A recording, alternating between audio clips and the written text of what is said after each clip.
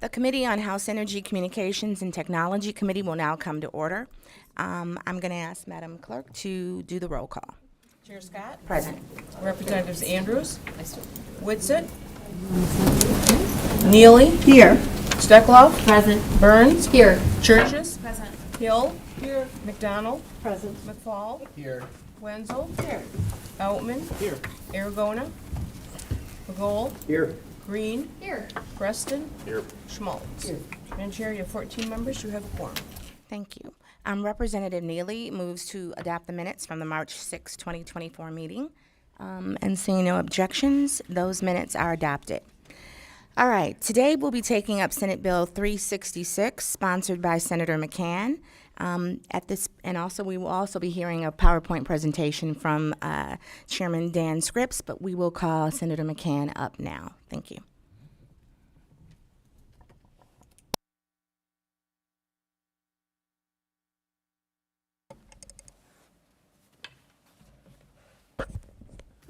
Good morning. Thank you, Chair Scott and members of the committee for the opportunity to testify before you about my Senate Bill 366. This bill would change the Michigan Public Service Commission's fining authority for violations of the gas safety standards. The fines would change from their current maximum of $10,000 per violation and $500,000 per series of violations to a maximum of $200,000 per violation and $2.5 million per series of violations. And the bill would provide for an annual adjustment then to keep pace with inflation. As you may know, the MPSC is responsible for enforcing natural gas safety standards through an agreement they currently have with the U.S. Department of Transportation's Pipeline and Hazardous Materials Safety Administration standard. These federal standards were developed to ensure the safety of the public and natural gas customers. Fines are one of the key components to the MPSC's ability to enforce safety standards. The current level of fines, which haven't changed since 1992, not only impacts grant awards from the federal government used to finance the gas safety program, but it also threatens MPSC's ability to operate a state-delegated gas safety inspection program. So part of this is about not having this program revert to the feds. As you might imagine, violations of the natural gas safety standards may have dire impacts on the public, natural gas customers, and workers in the industry. A couple of incidents, one in 2013 where the MPSC imposed a fine of $340,000 on a natural gas utility, but that incident had resulted in a fatality and damages of more than $770,000. Commission staff identified 34 violations of the gas safety standards in this instance. One other incident that resulted in 2 fatalities, 2 hospitalizations, and more than $2.5 million in damages, the commission imposed a fine of $90,000 for violations. So in each of these instances, the commission imposed the maximum penalty that it could under the current law, but did not reach the level of damages. Fining authority for the MPSC was last updated over 3 decades ago in 1992, and at that time, Michigan was in compliance with the established federal standard, but since then, the federal standard has been updated and Michigan's fining authority is now significantly below the U.S. Department of Transportation's Pipeline and Hazardous Materials Safety Administration standard. 28 other states have matched the federal fine levels, while Idaho and Mississippi are the only states with maximum fine amounts lower than Michigan's.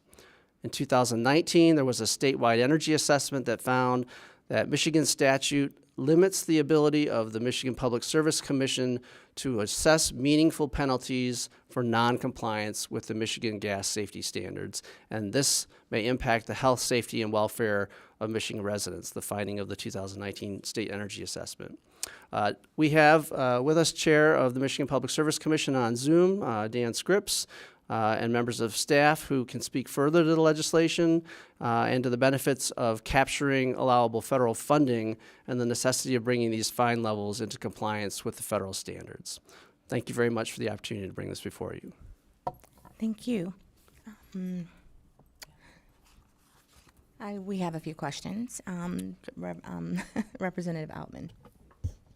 Thank you, Madam Chair, and thank you, Senator, for being here. Just a couple of technical questions for you. Number one, where does the money go? Yep, thank you for that question, Representative. Currently, the funds go into the general fund. Okay, and are they going to be earmarked for any specific purpose, or not necessarily? They'll just go into the general fund? I believe there's some conversation ongoing about that question, but as the bill is currently before you, it would remain the same. Certainly. Okay. Second question is, and you've already touched on this a little bit, Senator, so I apologize if this is just a little bit redundant, but you had mentioned a couple of violations. You had highlighted a couple at least. Do you have any sort of data on how often there are violations, given a number of years or any set point of time? I don't have that collection of information, but maybe the chairman from the MPSC might be able to either speak to that, or we can certainly follow up with you with that information. Certainly. Well, again, thank you for being here, and thank you, Madam Chair. Thank you. Chair recognizes Representative Green. Thank you, Madam Chairman. My question is piggybacking off of Representative Outman. Thank you, Senator, for being here. So how, and you may not know this, and so maybe the MPSC can share, how much did the state collect in penalties for the natural gas safety, like the last 3 years, 23, 22, 21, 19, 20? So I'm just curious as to how much money was being collected and then how much we've lost or whatever. Mm-hmm. I don't have that information, so but and I don't know if it will be based on year by year or if the chairman can come up and give like a 3-year window, but I would hope that they can address that. Okay, thank you so much.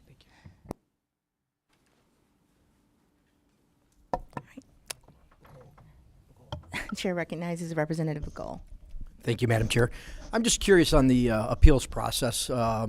If somebody wasn't in agreement that there was a violation there.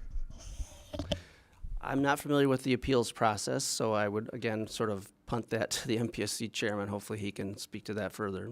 Sorry, I can't answer that for you, Representative. Thank you. Do we have any further questions? No? All right. All right. Well, now we thank you very much for your testimony. We appreciate it. Now we'll call up Rika Holly Volker from the Michigan Public Service Commission, who's a liaison, and also David Chelsea, Director of Gas Safety and Operations Division. We'll just have you come forward.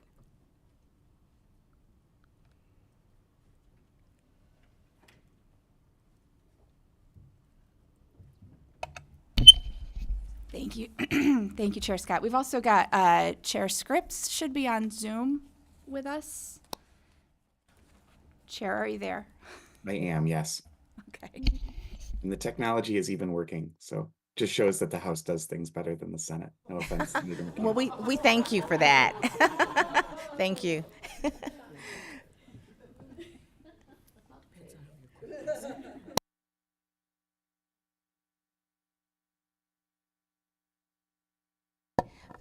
I think we'll have Chairman Scripps go first, if you don't mind. Okay, thank you.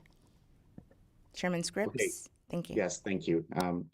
Chair Scott and members of the committee, I appreciate the opportunity to be with you today. I appreciate the questions that were asked. I will either cover those in my presentation or Dave Chisla, our Director of Gas Safety and Operations, will in his, but I know we have the information that's being sought.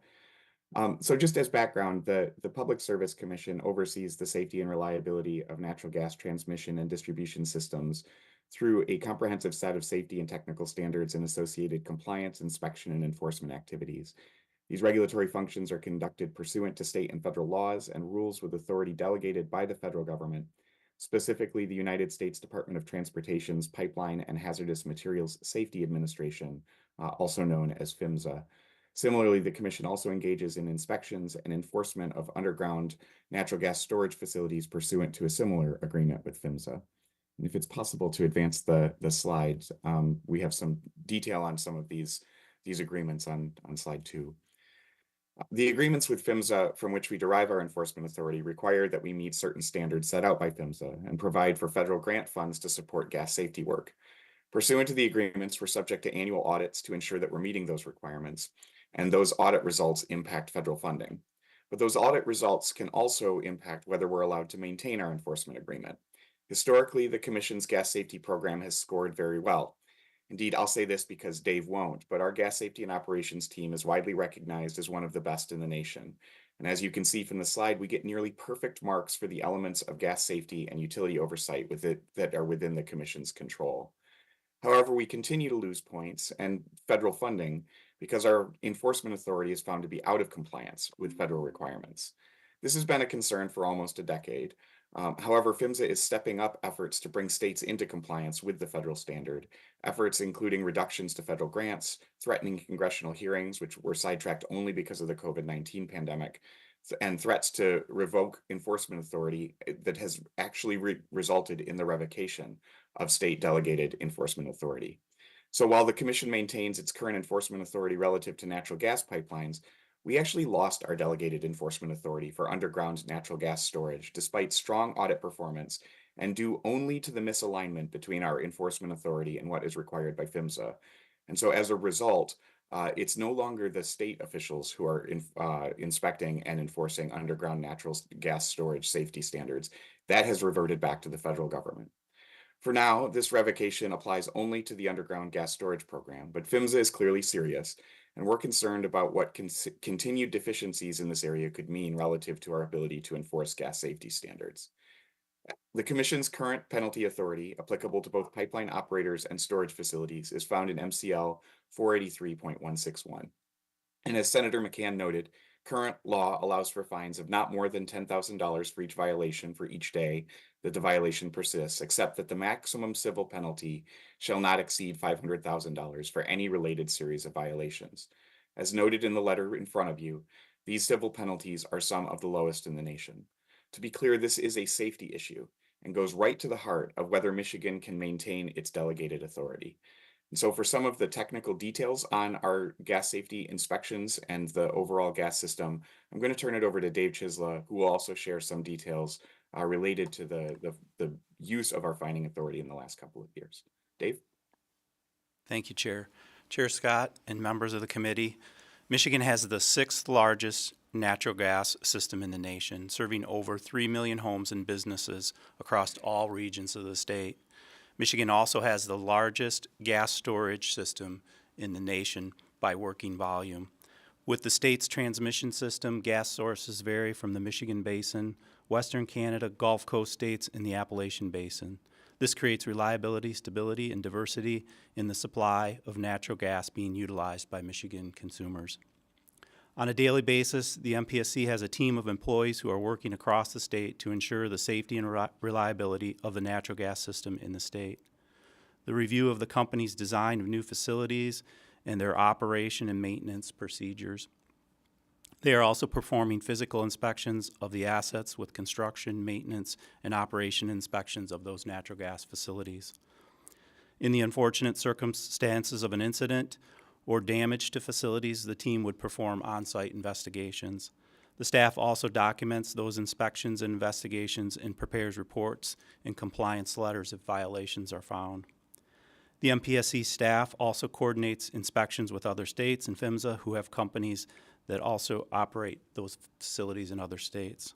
Additionally, the staff has a responsibility to follow the federal guidelines and prepare and submit related inspection and investigation reports. Specifically to some of the questions that were asked of the Senator, in 2021, with regards to violations, in 2021 we issued 175 violations with 11 penalties, and those penalties totaled $95,000. In 2022 we issued 145 violations with 13 penalties for a total of $200,000. In 2023, we issued 92 violations with 11 penalties for a total of $55,500 in penalties. With regards to how we specifically deal with the due process to the pipeline operators, we follow an AG memo that was issued that we put that due process in our penalty letters. It allows the pipeline operators to come to us informally and discuss those violations and/or penalties, and then also gives them the opportunity to request of the staff that we initiate a hearing with the commission if necessary. Chair Scripps?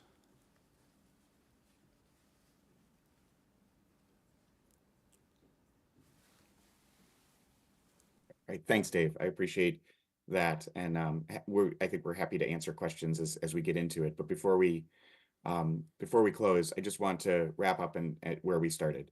This is a very simple bill, but it also addresses a very real issue that has very real impacts on Michiganders. Without this legislation, the state runs the very real risk of losing our delegated authority for pipeline safety enforcement. Full stop. And if we lose that authority, we'll be entirely dependent upon PHMSA for enforcement, which puts control in the hands of others who may not know or fully understand the risks to Michiganders. Dave and his team are out in the field almost every day, hundreds of inspection days each year to keep our infrastructure safe and have a real awareness both of our geography and geology that may not be replicated if it's the federal government doing those inspections. So I know that there are some of you who may not like the idea of increasing a state agency's fining authority, and I totally get that. But if PHMSA revokes our delegated authority, pipeline operators will be automatically subject to these higher fining authorities because it will be PHMSA doing the inspections. They'll just be dealing with Washington instead of the Michigan Public Service Commission. As noted in the letter in front of you, if Senate Bill 366 is not passed, PHMSA would convert the MPSC 60105 certification to a 60106 agreement, where PHMSA determines if civil penalties are warranted for pipeline safety violations and assigns the civil penalty amount. So I want to again express my thanks to Senator McCann and those who have already supported this bill, and also to the committee for making time today to discuss this important issue. As you may know, this passed unanimously out of the Senate committee and with broad, I would say overwhelming bipartisan support in the Senate when it was taken up. So I appreciate your support of this legislation and appreciate your consideration, and we're now happy to take any questions that you may have. Thank you very much for that very important presentation, Chairman Scripps. We'll open it up to questions. So we have Representative Green. Go ahead. Thank you, Madam Chair. Okay, I'm just trying to wrap my head around because we're going like at McLaren speed with the 10,000 to 500,000. So I'm trying to, what is the federal requirement minimum that we're not going to get in trouble for? There specifically is not a minimum. They have not said. They are already looking at states that have something that's above ours. A few years ago, there was $100,000 and $1 million in states that are already at that level. They're already saying that once they've worked with states like us that are at the bottom, they're going to start working with the states that are at 100,000 and 1 million. They say that's not adequate either. I'm just trying to wrap my head around why the federal government would then impose that on us, like why they would say that's not enough. Well, one thing is if we don't meet that, they're going to take that enforcement back, which they have on the storage side, and they're going to be subject to those penalty levels anyways. So what are the federal standard levels again? They are what's in the proposed. So this is the federal standard levels are what are proposed. Yeah, both in the federal statute and in the federal rules. So were we too low to begin with back in the 90s? Because this isn't even with inflation. No, we were in line in the 90s, but they have elevated their penalty levels, and mostly based on some of the significant incidents that have happened across the nation. Okay, thank you. Chair recognizes Representative Begol. Thank you, Madam Chair. I also was questioning raising it to $200,000. Checking $10,000 back in 1969 is equivalent to $86,000 today. So it does seem like a dramatic increase. Secondly, can you clarify, is it $200,000 per day, like it was the $10,000 per day, or is it the total cost of the violation, irrespective of how long it goes on? It's $200,000 per day per violation. Thank you. Thank you. Chair recognizes Representative Hill. Thank you. It is a great concern that explosive materials like these are being so inadequately regulated. And I think back to the accident that pretty much shut down Southeast Michigan in 2018 or 2019 when there was that giant explosion. Would that and I would like a follow up after that. I just want to clarify: when that explosion happened and Southeast Michigan plants had to shut down, people got an emergency text asking you to turn down the heat, and because we almost lost heating capacity in Southeast Michigan. Is that the kind of situation that we're referring to here? Absolutely, yes. Yeah. And that situation was one where, I mean, millions of people were losing, were going to lose power, and all the factories had to shut down immediately. This is the natural gas explodes and can be a very dangerous substance. Just to reiterate, what kind of notification authority would the federal government have? I mean, they would have to come here from Washington, or they come from Chicago? I mean, we're talking about hundreds of miles of distance for inspectors and regulators to come. That is a possibility. Yes, currently, right now, we will have to provide them inspection results and findings, and then they will take enforcement action. And the region office that we work with is out of Kansas City. Oh. Thank you. Any more questions? No? All right. Well, thank you both very much for your valuable testimony, and also Chairman Scripps. And we thank Senator McCann for bringing this important piece of legislation forward. All right. Thank you very much. All right. We're going to have excusing Representative Aragona and Representative Whitsitt today. I need a motion to excuse them. Okay, Representative Andrew makes that motion to do that. Okay, with no further business before the House Energy and Communications and Technology Committee, we will stand adjourned. Thank you.